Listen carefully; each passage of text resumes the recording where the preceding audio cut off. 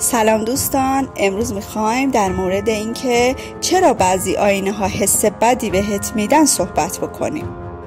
بعضی وقتا وارد یه اتاق میشی و ناگهان یه حس عجیب و ناخوشایند بهت دست میده، مخصوصا اگه توی اون اتاق یه آینه قدیمی یا خاص باشه.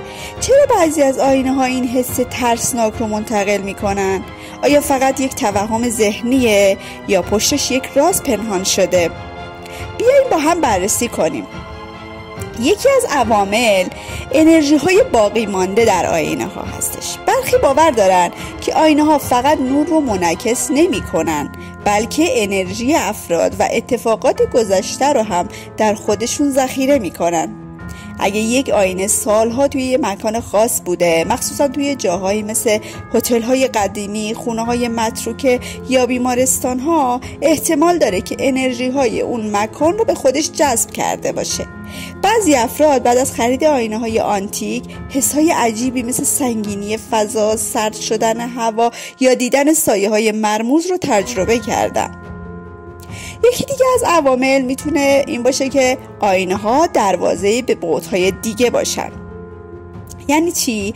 در بعضی فرهنگ ها آینه ها به عنوان پل ارتباطی با دنیای ارواح یا حتی بعدهای دیگه شناخته میشن. برخی اعتقاد دارن که آینه های خاص یا شکسته میتونن موجودات ناشناخته رو جذب کنن.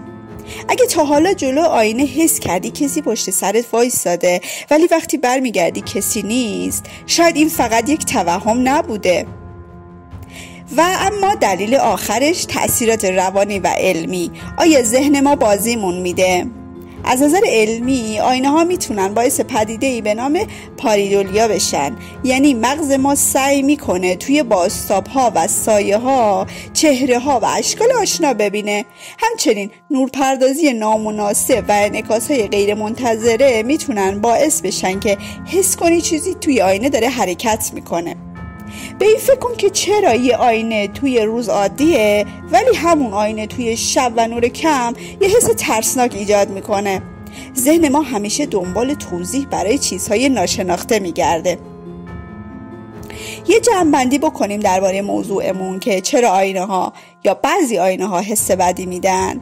گفتیم که شاید انرژی های قدیمی و اتفاقات گذشته در اونها باقی مونده باشه، شاید واقعا یک دروازه به دنیای دیگه باشن و شاید مغز ما بازیمون بده و فقط یک توهم ذهنی باشه. حالا یه سوال، تا حالا برات پیش اومده که یه آینه حس بدی بهت بده؟ حتما توی کامنت ها تجربتو برام بنویس.